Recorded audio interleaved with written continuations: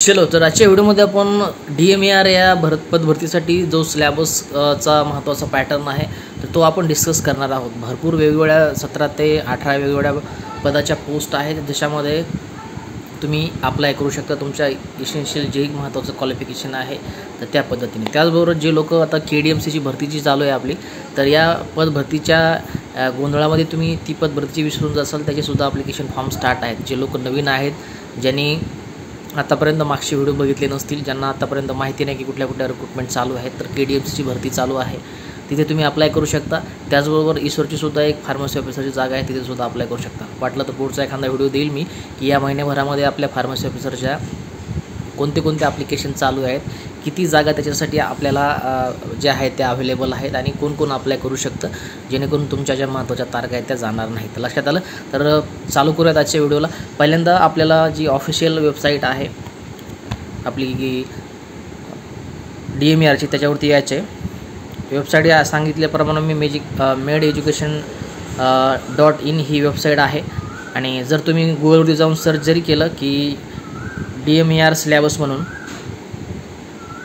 DMAR syllabus 2025, तर तुम्हाला ही पहिली वेबसाईट तुम्ही इथं बघू शकता। त्याच्यावरती तुम्हाला एक सिलेबस 73 पेजेसचं एक महत्त्वाचं PDF जे आहे ते इथं ओपन होईल, ते तुम्ही इथं डाउनलोड करून घेऊ शकता। अशा पद्धतीचं PDF आहे। आता आपण डिटेलमध्ये जाणून घेऊयात की हा पॅटर्न जो आहे तो कशा पद्धतीचा पॅटर्न आपला पदभरतीसाठी होणार आहे।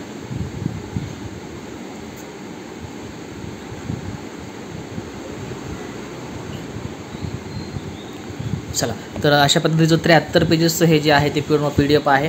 हा सिलेबस जो आहे वर तुम्ही बघू शकता, सिलेबस रिक्रुटमेंट 2023, हा 2023चा सिलेबस आहे। 2023-24मध्ये जी पदभरती झाली होती भरपूर, ज्याच्यामध्ये पण सुद्धा पोस्ट होत्या आपल्या फार्मसी ऑफिसरच्या 169 पोस्ट तुम्हाला मागच्या DMARच्या भरतीमध्ये बघायला भेटल्या होत्या, ज्या की या नवीन भरतीमध्ये 207 आहे। तर याच्यासाठी आपला जो सिलेबस होता किंवा पॅटर्न जो होता तो कशा पद्धतीचा पॅटर्न होता। आता हाच पॅटर्न TCS हीच एक्झाम कंडक्ट करणार असल्यामुळे कंपनी सेम आहे, पॅटर्नसुद्धा 60-40चा सेम आहे, त्यामुळे हाच सिलेबस असण्याची शक्यता जवळपास 99% पेक्षा सुद्धा जास्त आहे। फक्त एकदा ऑफिशियली त्यांच्याकडून जेव्हा कन्फर्म होईल तेव्हा पुन्हा एकदा मी त्याची अपडेट तुम्हाला देईल की हा सिलेबस रिपीट करण्यात आलेला आहे। त्याचबरोबर या सिलेबसवरती नोट्ससुद्धा रेडी झालेल्या आहेत। फक्त एकदा ऑफिशियली जेव्हा पब्लिश होईल की हाच सिलेबस आहे तेव्हा तुम्हाला सर्व नोट्स भेटून जातील। तर चालू करूयात। तर बघू शकता तुम्ही इथं पेज नंबर 3 वरती आपली पोस्ट दिलेली आहे।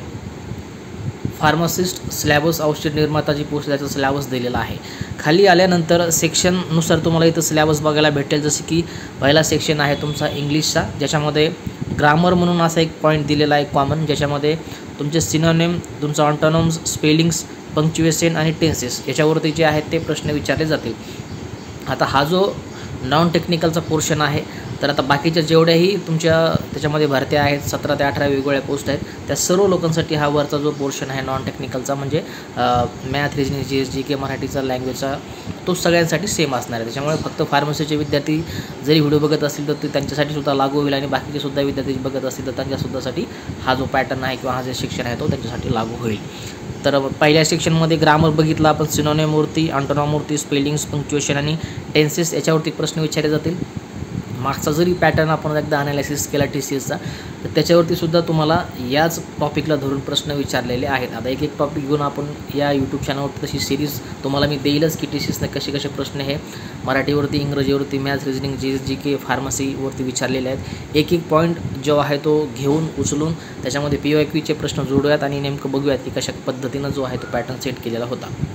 त्याच्यानंतर व्होकॅबमध्ये जर आपण बघितलं तर Adam phrases and their meaning आणि एक्सप्रेशन्स अशा प्रकारचे 2 ते 3 टॉपिक तुम्हाला या व्होकॅबमध्ये बघायला भेटतील इंग्रजीच्या सेक्शनमध्ये।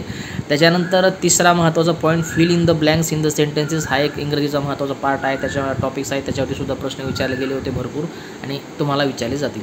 सिम्पल सेंटेन्स स्ट्रक्चर म्हणून आणखीन हा पॉईंट आहे, ज्याच्यामध्ये तुम्हाला TCS प्रश्न हे विचारू शकतो। तर लक्षात आलं, एवढा आपला पोर्शन आहे तुमचा भाषामध्ये इंग्रजीचा, ज्याच्यामध्ये अशा पद्धतीचे प्रश्न हे TCSने मागच्या वेळेससुद्धा विचारले होते आणि यावेळेससुद्धा याच्यावरती 100% भर असेल। त्याच्यामुळे इंग्रजीचा हा पोर्शन व्यवस्थितपणे पहिल्यांदा अभ्यास करत असतील, कमीत कमी जेवढे सिलेबस कॉपीमध्ये पॉईंट दिलेले आहेत तेवढे तरी पहिल्या घडीला आपण कवर करणं, त्याचा रिव्हिजन करणं, त्याच्या नोट्स बनवणं आणि त्याचे PYQमधनं त्याची प्रॅक्टिस करणं, की समजा एखादा सेक्शन जर आपण घेतला की तुम्ही समजा ॲड अँड फ्रेजेस हा जर पॉईंट उचलला तर पहिल्यांदा त्याची थेरी व्यवस्थितपणे वाचून घेणे, त्याच्यानंतर PYQमध्ये त्याची प्रॅक्टिस करणे की आतापर्यंत जेवढे एक्झाम झाले होते त्याच्यामध्ये या टॉपिकवरती कशा पद्धतीनं प्रश्न विचारले गेलेले आहेत. त्याचबरोबर TCS कंपनी तुमची ही भरती कंडक्ट करणार आहे DMARची, त्याच्यामुळे आपल्याला TCSने सुद्धा कशा पद्धतीनं प्रश्न विचारले होते मागच्या DMARच्या एक्झाममध्ये त्याच्या पेपरचं ॲनालिसिस करणं आवश्यक आहे, जेणेकरून तुम्हाला अभ्यास करताना आणखीन त्याच्यामध्ये जास्त क्लॅरिटी येईल की या विशिष्ट टॉपिकवरती कशा पद्धतीनं प्रश्न फ्रेम झालेला आहे. तर हा झाला तुमचं इंग्रजीबद्दल. त्याच्यानंतर नेक्स्ट टॉपिक आपण इथं बघणार आहोत तर तो आहे मराठीचा. आता सगळ्यात महत्त्वाचं पोरांना तुम्हाला पुस्तकाची सुद्धा महत्त्वाच्या जे आहेत लिस्टची आवश्यकता आहे, त्याच्यावरती सुद्धा व्हिडिओ देईल, पण हा कवर करत महत्त्वाचे पुस्तकंसुद्धा डिस्कस करेल. तर आता मराठीसाठी आणि इंग्रजीसाठी बाळासाहेब शिंदे सरांचे पुस्तकं तुम्हाला सफिशियंट आहेत. साध्या लँग्वेजमध्ये कन्सेप्ट समजून सांगितलेले आहेत. त्याचबरोबर महत्त्वाचे MCQ तुम्हाला टॉपिकच्या पाठीमागे दिलेले आहेत. तर ते पुस्तक तुम्हाला दोन्हीही तुमचा जो पोर्शन आहे इंग्रजी आणि मराठी ग्रामरचा तो तिथून पद्धतशीरपणे कवर होऊन जाईल. आता त्याच्यानंतर मराठीचा सेक्शन जर आपण बघितला तर त्याच्यामध्ये मराठी व्याकरण म्हणून खाली वाक्यरचना, शब्दार्थ, प्रयोग, समानार्थी शब्द आणि विरुद्धार्थी शब्द अशा प्रकारचे टॉपिक दिलेले आहेत. तर हे सर्व टॉपिक तुम्हाला शिंदे सरांच्या पुस्तकामध्ये भेटून जातील. व्यवस्थित पहिल्यांदा टॉपिकची थेरी वाचणे, त्याच्यानंतर पाठीमागचे PYQचे प्रॅक्टिस करणे, ज्या की भरपूर एक्झाममधले PYQचं कलेक्शन सरांनी पुस्तकात केलेलं आहे. आणि त्याचबरोबर आपले मागच्या 2023च्या DMARच्या प्रश्नपत्रिका बघायच्या, ज्याच्यामधून या टॉपिकवरती कसे प्रश्न विचारले त्याची प्रॅक्टिस करायची. त्याच्यानंतर भाषा सौंदर्यामध्ये उपमा आहे, अलंकार आहे, म्हणी आहे, वाक्यप्रचार, याचा अर्थ आणि वाक्यात उपयोग, सर्वसामान्य शब्दसंग्रह इत्यादी हा दुसरा टॉपिक जो की सर्व महत्त्वाचे टॉपिक्स तुम्हाला पुस्तकात भेटून जातील. त्याच्यानंतर प्रसिद्ध पुस्तके आणि लेखक हा एक पॉईंट आहे जो की त्याच्यावरती नेहमी प्रश्न विचारले जातात. लेखकाचं नाव दिलं जातं, या साईडला टोपण नाव दिलं जातं, तर ते सुद्धा तुम्हाला केअरफुली वाचून घ्यायचे आहे. त्याचबरोबर याच्या महत्त्वाच्या ज्या नोट्स आहेत टॉपिकला धरून त्याच्यावरती सुद्धा पुस्तक तयार केलेलं आहेत, तर ते सुद्धा तुम्ही परचेस करू शकता. त्याच्यामध्ये सुद्धा बाकीच्या ह्या सर्व पॉईंट्स कवर केलेले आहेत. इंग्रजी असेल किंवा मराठी असेल, छोट्या मॉड्यूल टाईपमध्ये पुस्तकं आहेत, तर ते तुम्ही परचेस करू शकता. त्याच्यानंतर योग्य जोड्या लावा. योग्य जोड्या लावामध्ये याच पद्धतीचे प्रश्न विचारू शकतात. एकूण लेखक दिला जाऊ शकतो, त्याचं टोपण नाव एकूण दिलं जाऊ शकतं, किंवा एकूण एखादं पुस्तक दिलं जाऊ शकतं आणि त्याचं नाव किंवा लेखकाचं नाव इकडं दिलं जाऊ शकतं. अशा पद्धतीच्या जोड्या लावाचा जो पॅटर्न आहे TCSचा, तर तो मागच्या वेळेससुद्धा विचारला गेला होता, यावेळेससुद्धा विचारतील. तर लक्षात आलं, एवढ्या महत्त्वाच्या जो आहे तो महत्त्वाचे टॉपिक्स आपण मराठीमध्ये बघितले, ज्याच्यामध्ये सांगितल्याप्रमाणे मराठी व्याकरण, वाक्यरचना, शब्दार्थ, प्रयोग, समानार्थी शब्द, विरुद्धार्थी शब्द, बाकी उपमा, अलंकार, म्हणी, वाक्यप्रचार, वाक्यात उपयोग, सर्वसामान्य शब्दसंग्रह, प्रसिद्ध पुस्तके, लेखक आणि योग्य जोड्या लावा. लक्षात आलं. आता या दोन्ही पोर्शनवरती मराठी आणि इंग्रजीवरती मी सांगितल्याप्रमाणे शिंदे सरांची पुस्तकं, त्याचबरोबर याच्या महत्त्वाच्या ज्याही की नोट्स असतील ज्या की थोड्या वेळामध्ये आपल्याला रिवाईज करता येतील किंवा एक्झामच्या दृष्टिकोनातून महत्त्वाच्या ठरतील, किंवा आतापर्यंत जोही पॅटर्न होता त्याला धरून नोट मेकिंग केलेलं आहे, ते सुद्धा पुस्तक आपल्याकडे अवेलेबल आहेत. जेव्हा पूर्ण रेडी काम होऊन जाईल, सिलेबस ऑफिशियली डिक्लेअर होईल, तेव्हा तुम्हाला ते सुद्धा पुस्तकं इंग्रजी आणि मराठीचे अवेलेबल करून देईल. त्याच्यानंतर नेक्स्ट सेक्शन आहे आपला जनरल नॉलेजचा. त्याच्यामध्ये करंट अफेअर म्हणून इंडिया आणि महाराष्ट्र लेवलचे करंट अफेअर तुम्हाला विचारले जातील. एक 2-4 प्रश्न विचारले जाऊ शकतात करंटला धरून, तर ते तुम्ही कोणत्याही एका मासिकातून करंट अफेअरमध्ये करू शकता, किंवा मागचे जवळपास 2 वर्षाचे करंट अफेअर तुम्ही यूट्यूब चॅनलवरून एखाद्या बघून त्याचे MCQ वगैरे प्रॅक्टिस त्याची करू शकता. त्याच्यानंतर इंडियन हिस्ट्री, त्याच्यानंतर Indian geography, Indian constitution, general science, sport and culture, right to information act 2005 आणि Maharashtra public service act 2015, information technology related basic knowledge. तर हा एवढा पोर्शन जो आहे तुमचा जनरल नॉलेजचा आहे. त्याच्यामध्ये करंट अफेअर महाराष्ट्र आणि इंडिया लेवलचे विचारले जातील. इंडियन हिस्ट्री, त्याच्यानंतर इंडियन जिओग्राफी आणि संविधानावरती सुद्धा प्रश्न विचारले जाऊ शकतात. त्याच्यामध्ये महत्त्वाचे जे सेक्शन आहेत त्याच्यावरती प्रश्न मागच्या वेळेस विचारले गेले होते. महत्त्वाच्या ज्या अमेंडमेंट आहेत त्यासुद्धा कोणत्या वर्षी कोणती अमेंडमेंट झाली होती, काय त्याच्यामध्ये टाकण्यात आलं, काय काढण्यात आलं, या सर्व महत्त्वाच्या गोष्टी तुम्हाला तिथून विचारल्या जातील. त्याच्यासाठी सुद्धा PYQची प्रॅक्टिस आपल्यासाठी करणं गरजेचं आहे. जनरल सायन्समध्ये फिजिक्स, केमिस्ट्री, बायोलॉजीवरती प्रश्न विचारले जाऊ शकतात. 2 महत्त्वाचे ॲक्ट कवर करण्याचे आहेत आपल्याला, राईट टू इन्फॉर्मेशन ॲक्ट माहितीचा अधिकार कायदा आणि महाराष्ट्र पब्लिक सर्व्हिस ॲक्ट 2015. याच्यामध्ये विचारत असताना महत्त्वाचं याचं विश्लेषण विचारू शकतात.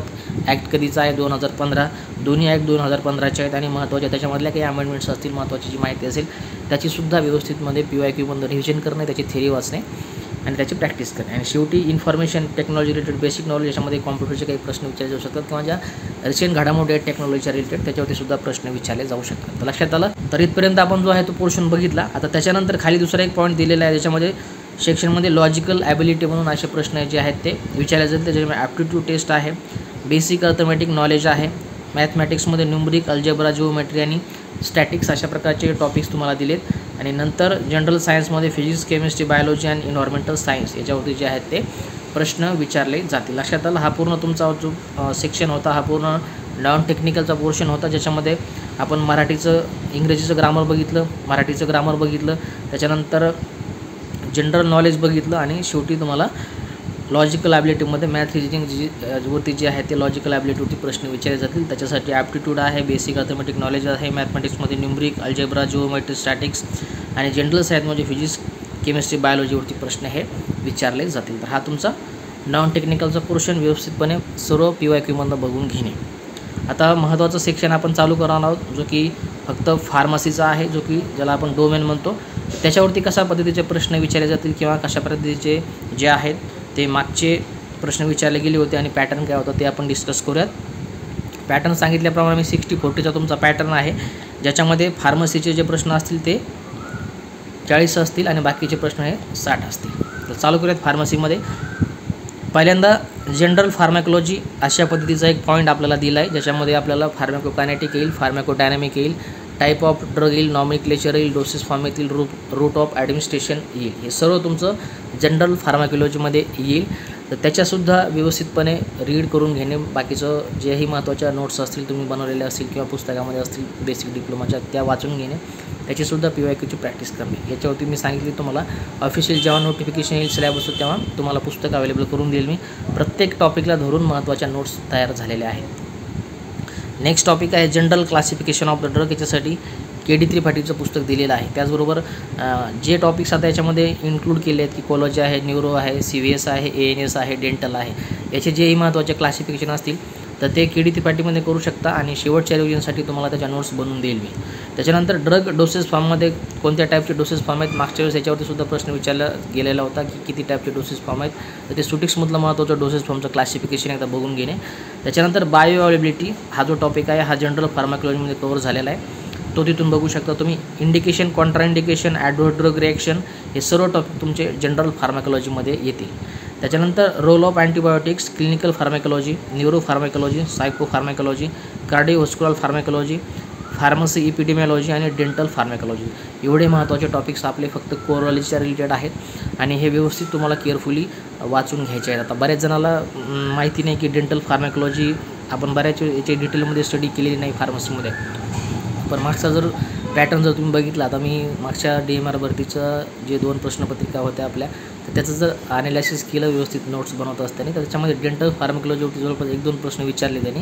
महत्त्वाचे काही स्टॅपिक असेल, ऑबोलंट असेल त्याची डेफिनेशन विचारली, महत्त्वाची ओरल कॅव्हिटीवरती, फ्लोराईड्सवरती प्रश्न विचारले गेले होते. त्याच्यामुळे आपल्याला जरी वाटत असेल की हा टॉपिक जो आहे आपल्यामध्ये फार्मसीमध्ये विचारलेला किंवा अभ्यासासाठी नव्हता, तरीसुद्धा सिलेबसमध्ये दिला त्या कारणाने आपल्याला केअरफुली त्याच्या नोट्स बनवायचे आहेत, त्याचा अभ्यास करायचा आहे, त्याच्या PYQची प्रॅक्टिस करायची आहे. तर हे सर्व पॉईंट जे आहेत ते कोरोलॉजी रिलेटेड तुमचा एवढा सिलेबस येईल.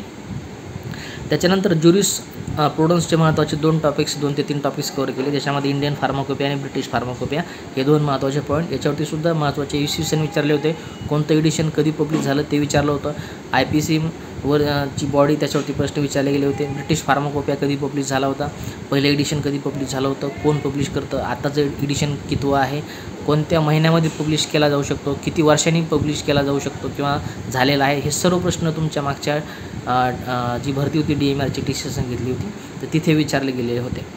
ते थिअरी आणि MCQ आणि त्याची प्रॅक्टिस करणं या 2 टॉपिकसाठी. त्याच्यानंतर फार्मसी ॲक्ट 1948 आणि ड्रग अँड कॉस्मेटिक ॲक्ट 1940 हे सुद्धा ज्युरिस्प्रुडन्स इंडियन फार्माकोपिया तिकडे पण येईल आणि सुटिक्समध्ये सुद्धा येईल. हा टॉपिक कॉमन आहे. फार्मसी ॲक्ट 1948मध्ये तुम्हाला इस्यूसन इथं विचारलं जाऊ शकतं की फार्मसी ॲक्ट कधीचा आहे, 1948चा. त्याच्यानंतर ड्रग अँड कॉस्मेटिक ॲक्ट तो सुद्धा महत्त्वाची जी तारीख आहे ती 1940 आहे आणि फार्मसी ॲक्ट 1948 आहे. याच्यावरती प्रश्न विचारले गेले होते. त्याच्यानंतर महत्त्वाच्या लायसन्स, त्याच्या पेनॉल्टीज, याच्यावरती सुद्धा प्रश्न विचारले गेले होते. तर हे 2 टॉपिक आपल्यासाठी खूप महत्त्वाचे आहेत. त्याच्यावरती 5 ते 7 प्रश्न विचारले गेले होते. त्याच्यानंतर महत्त्वाचे लायसन्स, महत्त्वाचे ॲप्लिकेशन फॉर्म, महत्त्वाचे शेड्यूल, याला धरूनसुद्धा मागच्या भरतीमध्ये बरेच प्रश्न विचारले गेले होते. हे सुद्धा आपल्या थेअरीमध्ये पूर्ण कव्हर केले आणि MCQसुद्धा याच्या भरपूर प्रॅक्टिससाठी दिलेले आहे. त्याच्यानंतर फूड अँड ड्रग ॲडमिनिस्ट्रेशन हा सुद्धा टॉपिक ज्युरिस्प्रुडन्समध्ये येईल. त्याच्यानंतर drug storage and business management हा आता डिप्लोमाचा बेसिक सब्जेक्ट आहे. तर त्याच्यावरती सुद्धा बेसिक महत्त्वाचे डेफिनेशन असतील. ABC इन्व्हेंटरी मॅनेजमेंट कंट्रोल असेल, महत्त्वाचे ABCचे आयटम्स असतील, महत्त्वाचे त्याच्या डेफिनेशन असतील, लेजर असेल. तर याच्यावरती सुद्धा प्रश्न विचारले गेले होते. हा सुद्धा टॉपिक करायचा आहे. त्याच्यानंतर रोल ऑफ हॉस्पिटल फार्मसीचा हेल्थ एज्युकेशन कम्युनिटी फार्मसीचा छोटासा टॉपिक आहे, तो कव्हर करायचा आहे. कम्युनिटी फार्मसी हा सुद्धा डिप्लोमाचा सब्जेक्ट. त्याच्यानंतर गुड मॅन्युफॅक्चरिंग प्रॅक्टिसेस याच्यावरती सुद्धा प्रश्न विचारले गेले होते. हे सुद्धा नवीन टॉपिक छोटे अपडेट केलेले आहेत नवीन सिलेबसमध्ये 2020च्या. Disinfectant and their concentration used in a pharmaceutical hospital याच्यावरती सुद्धा फॉर्मॅलिटीचं कॉन्सन्ट्रेशन विचारलं होतं ॲज अ डिसइन्फेक्टंट मागच्या भरतीमध्ये. ते सुद्धा सगळ्यांचे महत्त्वाचे कॉन्सन्ट्रेशन, महत्त्वाच्या व्हॅल्यू आपल्याला पाठ करून घ्यायच्या आहेत. त्याच्यानंतर शेवटचा पॉईंट EDL आणि ECL महत्त्वाच्या ज्या ड्रग लिस्ट असतात, ज्या की पूर्ण वर्ल्डमध्ये WHO पब्लिश करतं. इथं आपल्या महाराष्ट्र रिलेटेड, इंडिया रिलेटेड ज्याही महत्त्वाचे अपडेट किंवा ज्या लिस्ट पब्लिश केल्या जातात आपल्या फार्म रिलेटेड, त्यासुद्धा महत्त्वाच्या. त्याच्यावरती सुद्धा मागच्या वेळेस प्रश्न विचारला गेला होता की कोणता नवीन ड्रग ॲड केला आहे, कुठला काढण्यात आलेला आहे. तर याच्यासुद्धा पूर्ण नोट्स बनवून महत्त्वाची पूर्ण यादीची PDF दिलेली आहे आणि कोणती लिस्ट नव्याने करावं लागेल ती सुद्धा माहिती आपल्या नोट्समध्ये दिलेली आहे. तर लक्षात आलं, एवढा आपला फार्माचा पूर्ण पोर्शन होता, ज्याच्यामध्ये जर आपण व्यवस्थितपणे जर सगळ्या सब्जेक्टचा जर विचार केला तर प्रामुख्याने याच्यामध्ये आपल्याला फार्मॅकोलॉजी, त्याच्यानंतर सुटिक्समध्ये डोसेस फॉर्मसुद्धा सुटिक्समध्ये मी कन्सिडर करतो आहे, तिथलाच टॉपिक आहे. त्याच्यामध्ये तिसरा जर बघितला आता आपण फार्मास्युटिकल ज्युरिस्प्रुडन्स, त्याच्यानंतर तुमचा DSBM, त्याच्यानंतर तुमचं हेल्थ एज्युकेशन आणि कम्युनिटी फार्मसी, त्याच्यानंतर तुमचं सोशल फार्मसी. असे जवळपास 4 ते 5 सब्जेक्ट आहेत माझ्या ॲनालिसिसप्रमाणे. जर प्रत्येक पॉईंट जर आपण उचलून सब्जेक्टशी जर टॅली केला मागच्या डिप्लोमाच्या सब्जेक्टशी किंवा सिलेबसशी, तर आपल्याला जवळपास 4 ते 5 असे सब्जेक्ट आहेत ते निघून येतात की ज्यावरती TCSने किंवा आपल्या DMRच्या जो महत्त्वाचा डिपार्टमेंट आहे त्यांनी सिलेबस फ्रेम केलेला होता. तर हा सिलेबस 100% माझी तर खात्री आहे की हा सिलेबस येईल. काही नव्याने काही महत्त्वाचा एखादा पॉईंट ॲड करतील किंवा टाकतील तर तसं काही झालं तर तुम्हाला मी त्याची अपडेट देईल. आता मागचा जर आपण ट्रेंड बघितला तर हा सिलेबस कोणत्या कोणत्या भरतीला आपल्याला लागू होऊ शकतो. तर आता चालू असलेली कल्याण डोंबिवली महानगरपालिकेची भरती, त्याच्यामध्ये हाच सिलेबस आहे. फक्त काही पॉईंट नव्याने ॲड केले. त्याच्यामध्ये बायोमेडिकल वेस्ट मॅनेजमेंट हा टॉपिक ॲड केलेला आहे आणि आणखीन एक कुठला तरी त्याच्यामध्ये ॲक्ट ॲड केलेला आहे, म्युन्सिपल कॉर्पोरेशनचा ॲक्ट, तो एक ॲड केला आहे. तर त्याला हा सिलेबस कॉमन आहे. त्याच्यानंतर नवी मुंबई महानगरपालिकेची एक्झाम जी की आता त्याच्या तारखा अपडेट झाल्या आहेत, 16 तारखेपासून मला वाटतं जुलैची ती एक्झाम होणार आहे.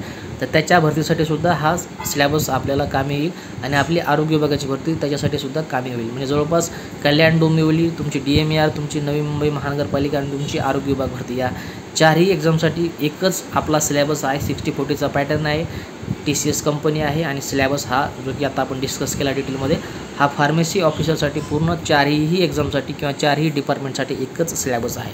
आता मी सांगितलं नेहमी की हा पूर्ण सिलेबस रेडी झालेला आहे. फक्त मी ऑफिशियली जेव्हा ही नोटिफिकेशन पब्लिश होईल DMRच्या वेबसाईटवरती की हा सिलेबस आहे, तेव्हा तुम्हाला मी पूर्ण ज्या नोट्स आहेत माझ्या स्वतः तयार केलेल्या त्या देईल. त्याचबरोबर प्रत्येक टॉपिकवरती जवळपास 200 ते 250 MCQ प्रॅक्टिससाठी रेडी केलेले आहेत. जसं की आपण उदाहरण घेतलं फार्मसी ॲक्ट, तर त्याच्यावरती थेअरी दिलेली आहे आणि त्याच्यावरती जवळपास 250 ते 300 प्रश्न प्रॅक्टिससाठी अवेलेबल करून त्याचा संच तयार करून ठेवलेला आहे. त्याचबरोबर आणखीन महत्त्वाचं PYQचं जे कलेक्शन आहे ते सुद्धा काढून ठेवलं आहे की 1998 पासून तर 2025पर्यंत नुसत्या फार्मसी ॲक्टवर किती प्रश्न विचारले आहेत, कोणत्या भरतीमध्ये किती प्रश्न आले होते, त्या टॉपिकवरती कोणत्या पॉईंटवरती आला होता. मग ड्रग इन्स्पेक्टर असेल त्याचे महत्त्वाचे ॲक्ट असेल, त्याचा महत्त्वाच्या कोणत्या सेक्शनच्या अंडर तो ड्रग इन्स्पेक्टर असतो, असा सर्व डाटा व्यवस्थितपणे मागच्या 2 महिन्यापासून याच्यावरती काम करत होतो मी. फक्त तुमच्या आरोग्य भरतीसाठी किंवा DMRच्या भरतीसाठी तुम्हाला वेळोवेळी मी सांगत होतो. पूर्ण डाटा रेडी झालेला आहे. जेव्हाही ऑफिशियली येईल तेव्हा मी त्या गोष्टी तुमच्याशी डिटेलमध्ये किंवा हार्ड कॉपीमध्ये तुम्हाला त्या गोष्टी अवेलेबल करून देईल. बाकी मटेरियलच्या रिलेटेड किंवा बाकी पुस्तकाच्या रिलेटेड तुम्हाला काळजी करण्याची आवश्यकता नाही. थोडासा निवेश करून महत्त्वाचे जेही पुस्तकं किंवा महत्त्वाचं जेही स्टडी मटेरियल आहे ते आपल्याला परचेस करायचं आहे. जेव्हा तुम्ही या पोस्टसाठी जॉईन करसाल तेव्हा तुम्हाला महिन्याला जवळपास 50,000 ते 55,000 तुम्ही कमवणार आहात. त्याच्यामुळे कुठेही अभ्यास करत असताना त्याच्यामध्ये पुस्तकाला परचेस करण्यामध्ये, नोट्स परचेस करण्यामध्ये किंवा आपल्याला जे मटेरियल लागतं तर ते परचेस करण्यामध्ये कोणत्याही प्रकारची जी आहे ती तुमच्याकडून दिरंगाई झाली नाही पाहिजे. अभ्यास करत असताना जेही तुम्हाला गोष्टी आवश्यक आहेत, जेही पुस्तकं तुमच्यासाठी आवश्यक आहेत, सर्व पुस्तकं तुम्ही घेतली पाहिजेत. स्वतःच्या पर्सनल आयुष्यासाठी एखादी गोष्ट घेतली नाही तरी चालेल, पण एखादं पुस्तक घेत असताना ते किती महाग आहे याचा विचार न करता आपण ते स्टडी मटेरियल घेणं आवश्यक आहे. कोणत्याही एखाद्या पुस्तकातून जर एखादा प्रश्न रिपीट झाला तर तो आपलं मेरिट चेंज इथे करू शकतो. त्याच्यामुळे स्टडी मटेरियल घेत असताना, पुस्तकं घेत असताना, रेफरन्स पुस्तकं वाचत असताना, घेत असताना कोणत्याही प्रकारचं कॉम्प्रोमाइज आपल्याला करायचं नाही. मी नेहमी सांगतो की जॉईन जर तुम्ही झाले तर तुम्ही 50,000 ते 60,000 कमवणारे ऑफिसर होणार आहात. तर अशा प्रकारची पूर्ण अपडेट होती. सिलेबस तुम्हाला हा जो दिलेला आहे तो टेलिग्राम चॅनलवरती याचं PDF मी शेअर करेल. टेलिग्राम चॅनलला जॉईन केलं नसेल, आयडियल फार्मसी कोचिंग हे आपलं टेलिग्रामचं महत्त्वाचं चॅनल. सर्व एक्झाम रिलेटेड महत्त्वाचे अपडेट तुम्हाला त्या टेलिग्राम चॅनलवरती आणि या यूट्यूब चॅनलवरती भेटत असतात. जेही महत्त्वाचे विद्यार्थी तुमच्या नियर बाय एक्झामसाठी प्रिपेअर करत असेल तर नक्की या दोन्ही सोशल मीडियाच्या प्लॅटफॉर्मवरती मला जॉईन करू शकता. नक्कीच येणाऱ्या एक्झामसाठी दोन्हीही तुम्हाला प्लॅटफॉर्म मार्गदर्शक ठरतील. तर आजच्या वेळी फक्त एवढंच. अशा प्रकारच्या महत्त्वाचे अपडेट या चॅनलवरती आता वेळेवर मी शेअर करत आहे. पुढच्या कोणता महत्त्वाचा पॉईंट तुमच्यासाठी आवश्यक असेल तो मला कमेंट बॉक्समध्ये सुचवू शकता. त्याच्यावरती नेक्स्ट व्हिडिओ मी देईल. तर आजच्या वेळी फक्त एवढंच. भेटूया काही पुढच्या महत्त्वाच्या अपडेटसोबत. तो तुमची काळजी घ्या आणि अभ्यास करा. जय हिंद, वंदे मातरम.